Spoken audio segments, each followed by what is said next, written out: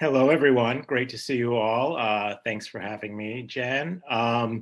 It's a pleasure to be with you tonight and to moderate this very promising panel that has the title of "Iterations of the New Gothic and Horror Disaster Media." All kinds of things right up my alley as a professor of English and Film and Media Studies who has a predilection for all those things. So I'm looking forward to our panel tonight. And what I'm going to do is I'll first just let you guys know who the panelists are, so you can prepare yourselves for what's to come. But I'm going to give a more formal introduction of each of our panelists as they begin to give their papers. So I'll do that one at a time rather at once, so you have the freshest bio in your mind as they go into their papers. But just so you know who's here with us tonight on this panel, we've got Youngbin Song, who will be presenting first. And next we have Jasper Lauderdale, who will be presenting second. And then we have Andrew Lee presenting third. And finally, Seth Wilder, who will be presenting fourth. Looking forward to hearing all those papers and to discussion with you all. The panelists will have 20 minutes to speak, which will give us some time for Q&A at the end of the session. So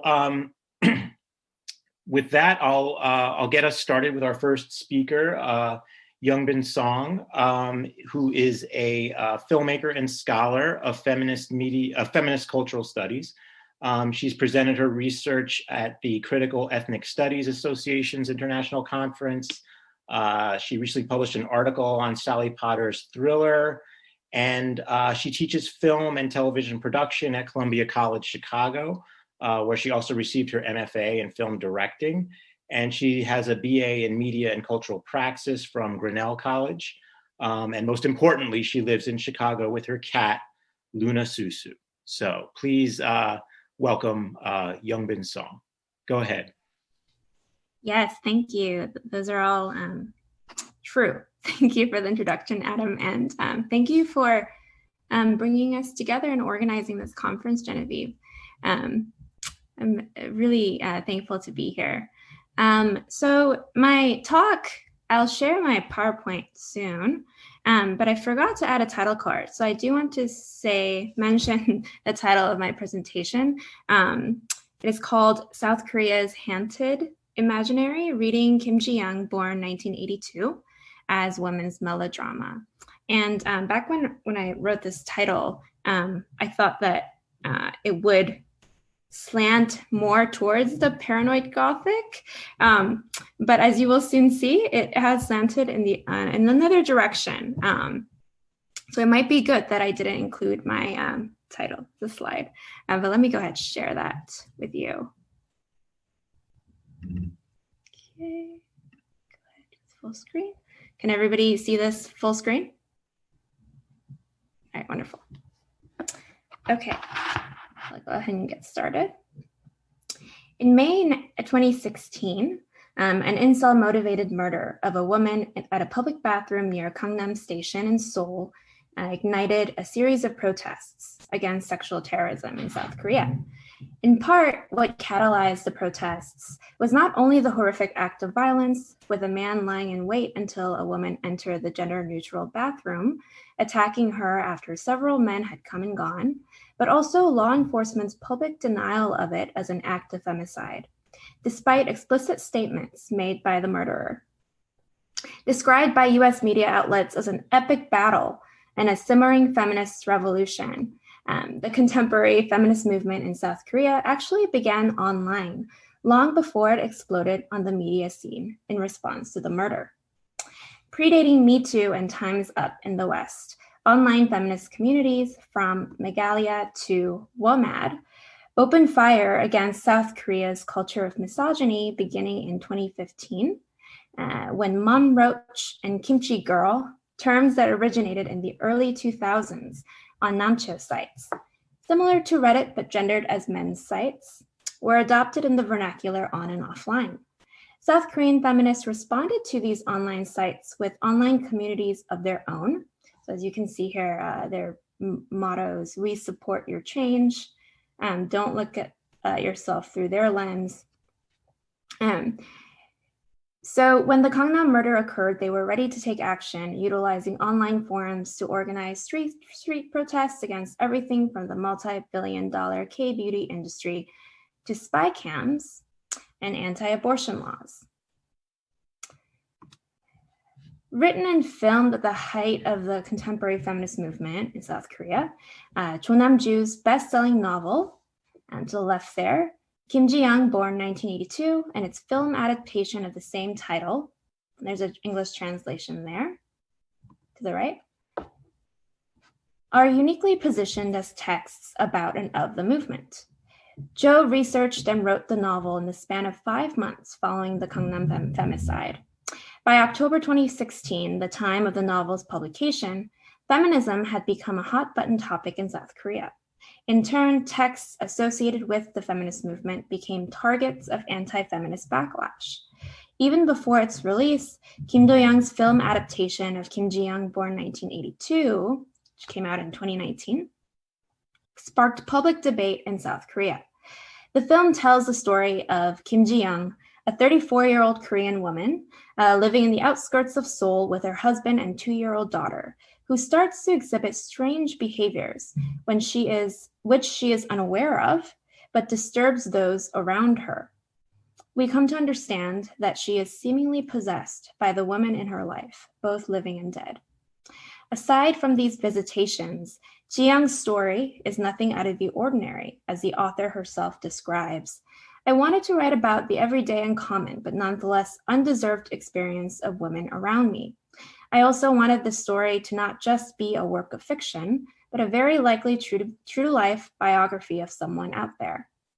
Yet the film was met with considerable backlash, with majority of the criticisms disputing the feminist critique of contemporary women's lived experience at the heart of the narrative.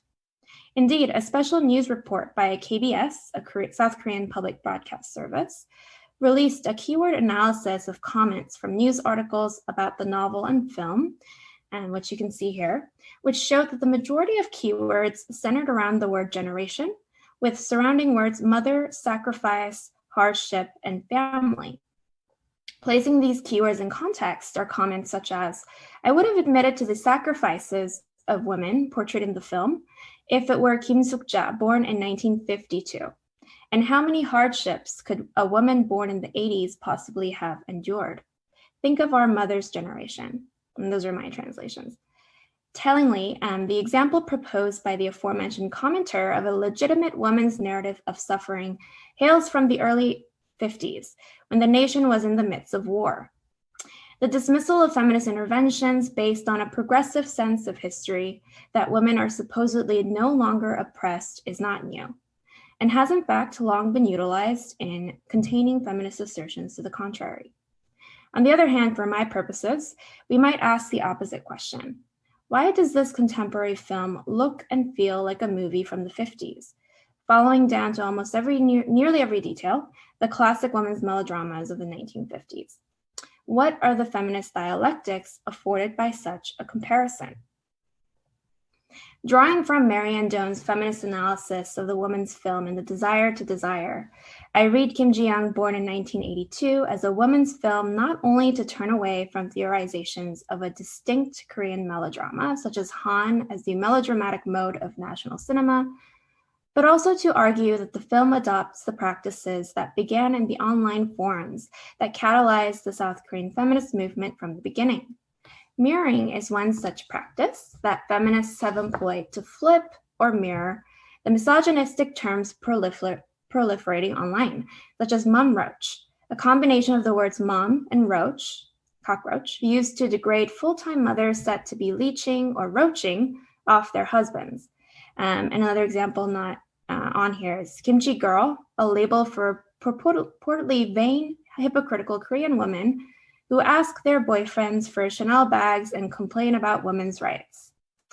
Mirrored on feminist forums, Mom Roach becomes Papa Roach to describe men leeching off of their wives' domestic labor, and Kimchi Girl becomes Kimchi Boy to describe vain, hypocritical Korean men who ask their girlfriends for money and complain about men's rights.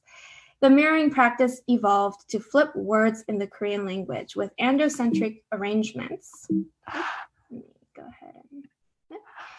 ahead such as pumo, with the character for the father preceding that for mother, to its mirrored version, bovu. As these examples make clear, the work of mirroring in language is simple enough to explain. But how does cinema, more specifically the women's film, engage in such a practice? Marianne Doan argues that the women's film is not so different from dominant cinema in terms of cinematic form and narrative convention. Yet its attempts to engage female subjectivity through both representation and mode of spectator address opens the women's film up to, quote, perturbations and discrepancies, end quote, uncontained by the androcentric narrative process, resulting in the overspecification of certain narrative mechanisms as feminine. Subjecting these specifications to feminist analysis, Doan further divides the women's film into 4 subcategories: the maternal melodrama, the classic love story, the medical discourse, and the paranoid Gothic. Taking up the medical discourse subcategory as my point of analysis, I argue that Kim Ji-young strategically mirrors its misogynistic specifications and practices back to dominant cinema in order to defamiliarize the all too familiar icons and gestures of femininity associated with it, end quote, in the South Korean context.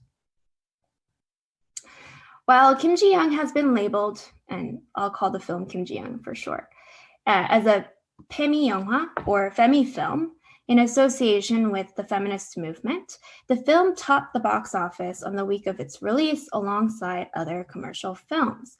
Much like the classic women's melodramas, Kim Ji-young stars 2 household names in both dominant cinema and K-drama, Chung Yoo-mi and Kong Yoo, who often play male and female leads in rom-coms, such as those featured here. In its opening sequence, the film establishes the familiar sights and sounds of a busy morning in a modern household through a montage of close-ups in which Ji-young performs as a wife and mother, tending to a boiling pot full of baby bottles, tying up the trash, vacuuming the floor, and putting away toys, while a broadcaster delivers the daily weather forecast in the background. Yet a sense of uneasiness overtakes the opening sequence as the fast montage halts on a profile shot of a pale, sickly-looking Ji-young, heavily contrasted to actress Chung Yoo-mi's usual fully made-up rom-com appearances. The despecularization of the woman is a common trope in the medical discourse, displacing the sexualized body of the woman with her symptomatic body as the object of vision. The following scene more directly places the film in the subcategory of the medical discourse as Ji-young's husband visits the psychiatrist's office, opening with the words, "Well, it's not me, but my wife," thereby invoking both masculine narration and medical authority to subject the female body to a symptomatic reading.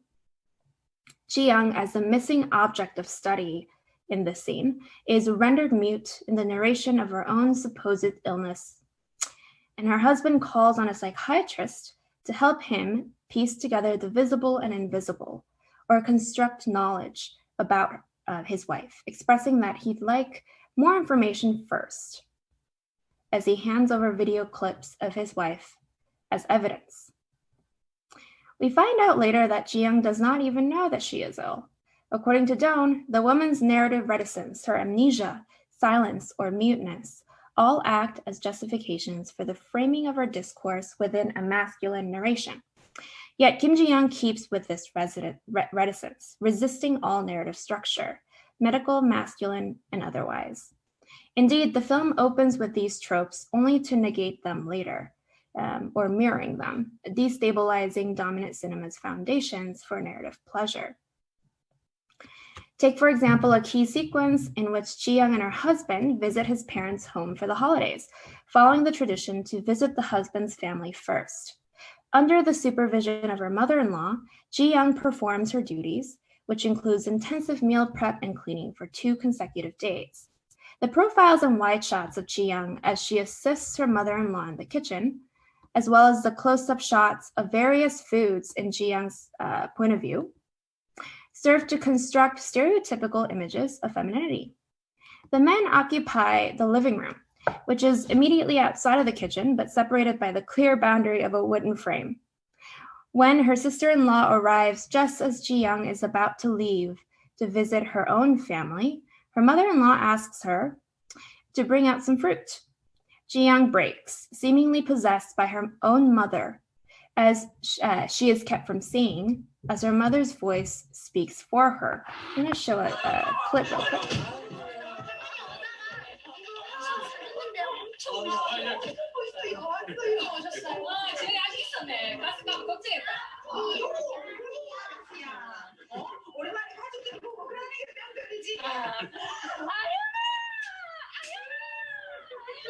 짜자잔!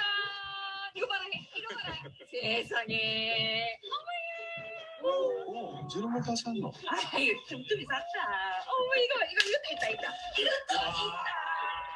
봐. 어? 쓰지 마. 그죠? 그래도 그 소녀는 예쁘지?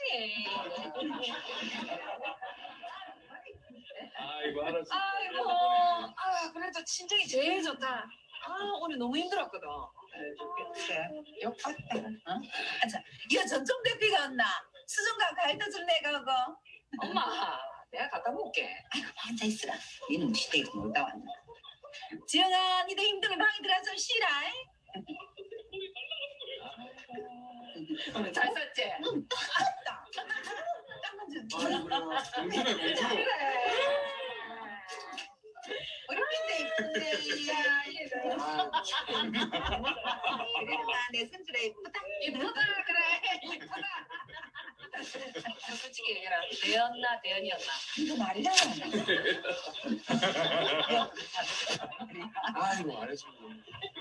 사부인. 쉬게 해주고 싶으면 집에 좀 보내주세요.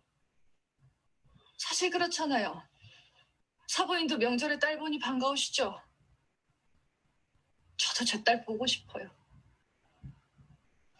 저차 지금 뭐랄까노? 딸 오는 시간이면 제 딸도 보내주셔야죠. 신의상까지 다 봐주고 보내시니 우리 지영이는 얼마나 서운하겠어요. 아니 애미야, 이제 뭐 하는 기고? 사돈, 저도 제 딸 귀해요.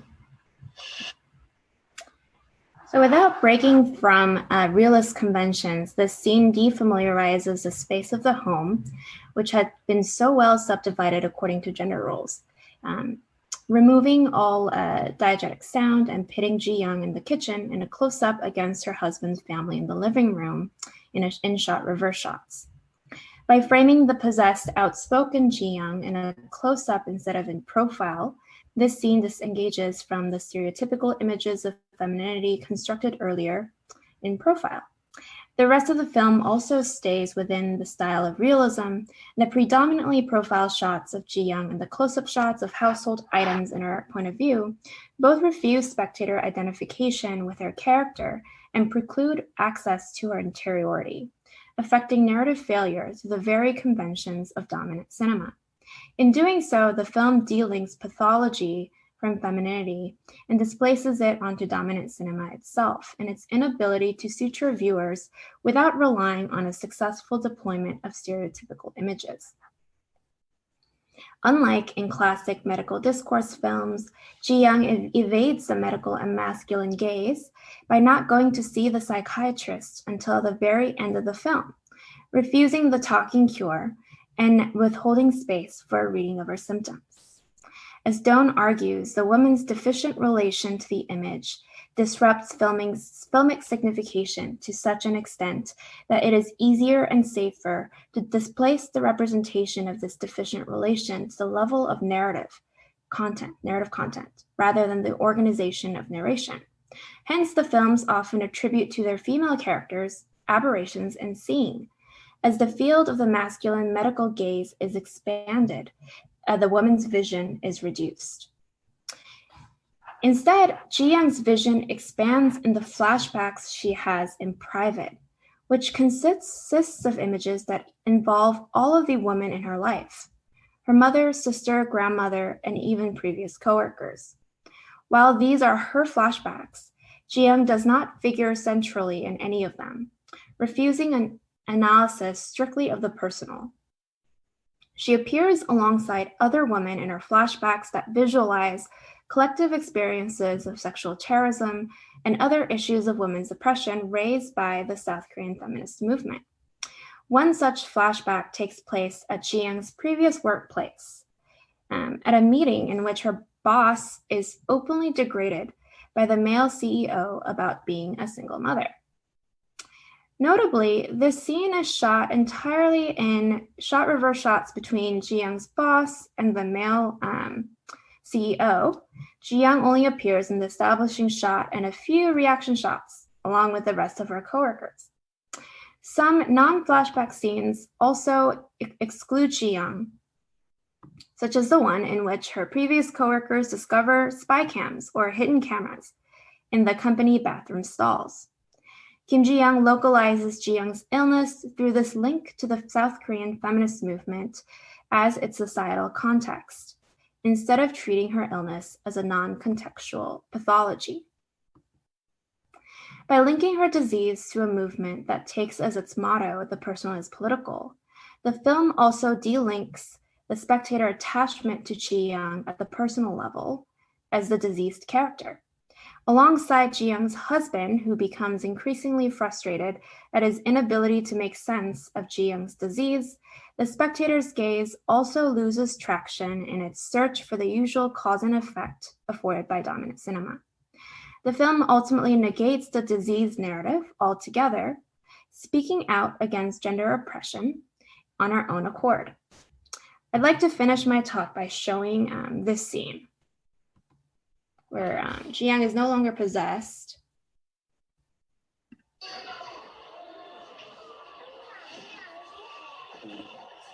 여기는 왜 개 데리고 나온 여자들이 많냐?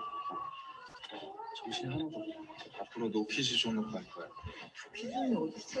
여기가 제일 나아. 정신이 하나도 없어, 진짜. 아이고, 그렇긴 하다. 잠깐만. 이렇게 안 나오지? 아이고.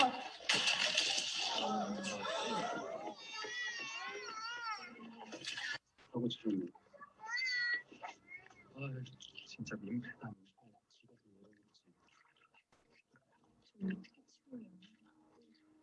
정말 마음충. 마음충이지 뭐. 야, 저건 진짜 답 없다. 뭔가 진짜 거긴 춥지 않아? 여기보다 나을걸?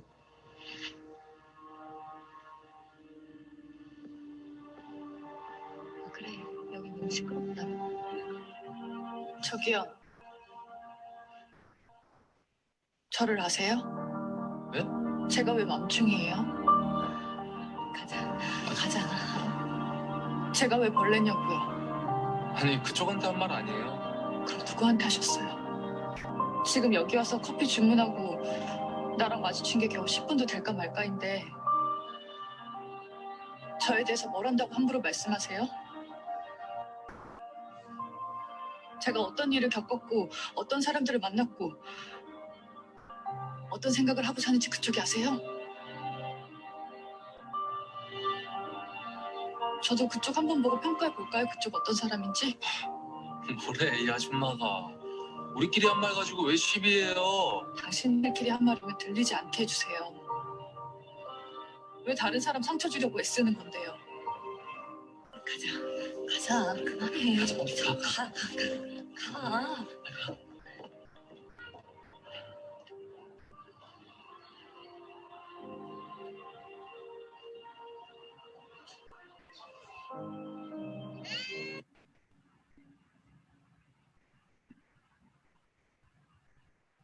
Right. Thank you.